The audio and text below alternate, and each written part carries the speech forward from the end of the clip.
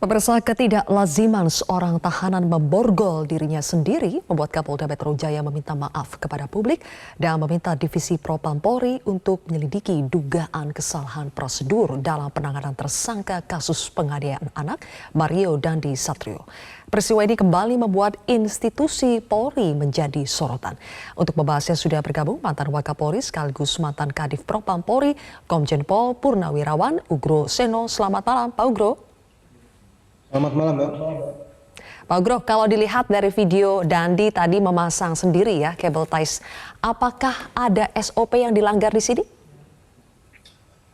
Ya, jadi saya juga mengingatkan untuk masalah borgol. Kalau borgol yang berkaitan dengan bahan kabel tis tadi, itu saya tidak tahu apakah ada peraturan kepolisian atau peraturan Kapolri yang mengatur tentang itu. Seharusnya anggota Polri itu pada saat lulus pertama pembentukan menjadi anggota Polri itu sudah punya kelengkapan perorangan termasuk borgol.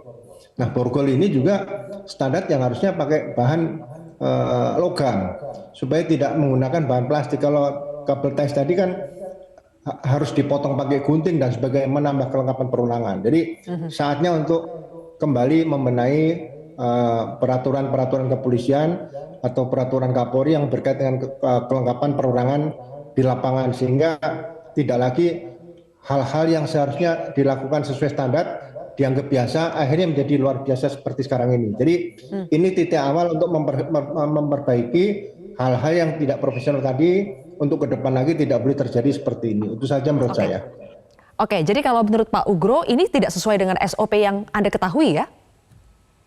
Ya, saya tidak tahu apakah kabel ties tadi yang plastik ini menjadi pengganti borgol yang logam yang biasanya dulu sering kita bawa perorangan kemana-mana, ya kan? Karena harganya mungkin lebih murah. Tapi menurut saya itu keadaan darurat, silakan dipakai. Tapi kalau sebagai kegiatan sehari-hari, setiap anggota Polri kemana-mana harus membawa borgol yang ditaruh di pinggang, di dekat-dekat pinggang saya. Suatu saat kalau ada kejadian bisa digunakan. Jadi bukan membawa kabel ties tadi terlalu banyak kemana-mana menurut saya itu. Oke, itu kalau dilihat dari bahan borgolnya ya Pak. Tapi kalau dilihat dari bagaimana seorang tahanan memborgol dirinya sendiri, tidak ada pengawasan dari kepolisian, itu bagaimana? Apakah melanggar SOP? Ya, saya rasa itu satu kelengahan yang nanti perlu diangkat Propam. Bisa dikatakan seperti dikatakan Kapolda tadi, ada pemeriksaan oleh Propam berkaitan dengan pelanggaran disiplin lah. Oke, untuk memperjelas Pak Ugro, itu kan momennya video terlihat Dandi itu belum memakai baju tahanan ya Pak, masih pakai baju biasa ketika dia memakaikan sendiri kabel ties itu. Dia masih pakai baju biasa, belum pakai baju tahanan, dan peristiwa itu terjadi saat pengurusan administrasi pelimpahan berkas kasus Dandi ke Kejari, Jakarta Selatan. Kalau belum memakai baju tahanan, maka tersangka ini perlu diborgol atau tidak sih Pak? Ya, sebetulnya kalau pada saat penyerahan tahap kedua tersangka dan barang bukti, seharusnya tersangka ini dititipkan di ruangan tersangka atau ruangan terdakwa yang ada ruangan titipan di situ.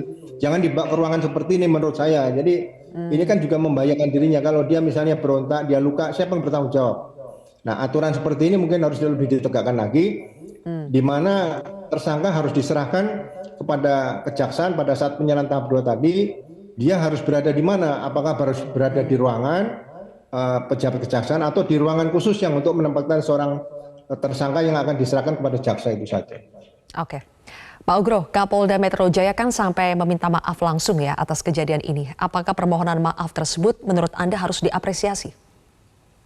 Ya, saya kalau pejabat seperti Kapolda minta maaf tuh ya memang luar biasa, karena merasakan Pak Karyoto ini kan juga didikan polisi tahun 90-an yang pernah mengalami kepemimpinan beberapa Kapolri, sehingga merasakan hal itu adalah hal yang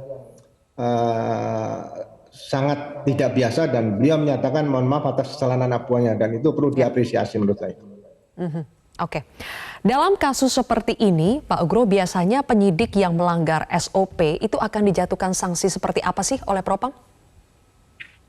Nah, ini aturannya ya cukup berat, sebetulnya tidak main-main ya di sini ya. Kalau saya kelihatannya ringan hanya borgol, tapi kalau bagi saya kalau dia bisa melarikan diri atau dia berontak dan sebagainya, kan risiko-risiko yang diakibatkan karena tidak diborgol atau diborgol tidak sesuai dengan aturan kan banyak bisa terjadi. Itu saja yang perlu diwaspadai ke depan. Jadi hukumannya ya menurut saya bisa ya dari yang ringan lah, ringan bisa yang terberat. Menurut saya untuk pengalaman yang lain jangan sampai terjadi lagi.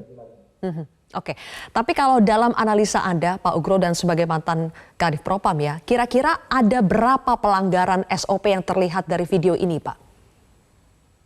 Ya, sebenarnya saya lihat penempatan tersangka ini di dalam ruangan seperti menurut saya sih kurang tepat ya. Harusnya dia berada di ruangan di situ. Kemudian borgol juga sama. Jadi perlu dilakukan semacam simulasi-simulasi yang akhirnya simulasi itu menjadi penyempurnaan peraturan-peraturan kepolisian atau peraturan Kapolri yang baru tentang bagaimana menangani seorang tersangka, bagaimana penggunaan borgol dan sebagainya seperti itu. Ini kan saatnya evaluasi semua untuk ke depan nanti. Oke, terakhir Pak Ugro, Polri itu kan akan selalu menjadi sorotan publik ya, terutama pasca kasus Sambo. Apakah menurut Anda justru ini baik untuk Polri karena selalu dalam pengawasan masyarakat? Ya, saat-saat kejadian seperti Sambo kemarin, jangan sampai terulang kembali seolah-olah kalau ada kejadian kemudian dianggap kita belajar dari jadikan pengalaman yang baik. Menurut saya saatnya untuk back to basic, apa yang dapat dan tidak dapat atau apa yang boleh dan tidak boleh dilakukan oleh anggota polisi selama melaksanakan tugas dinas aktif, melaksanakan tugas-tugas kepolisian sesuai dengan pasal 2 Undang-Undang Kepolisian nomor 2 tahun 2002 itu saja. Baik, kalau begitu. Terima kasih mantan Wakapolri sekaligus mantan Kadif Propam Polri, Komjen Pol Purnawirawan Ugro Sedo telah bergabung bersama kami di Prime Time hari ini.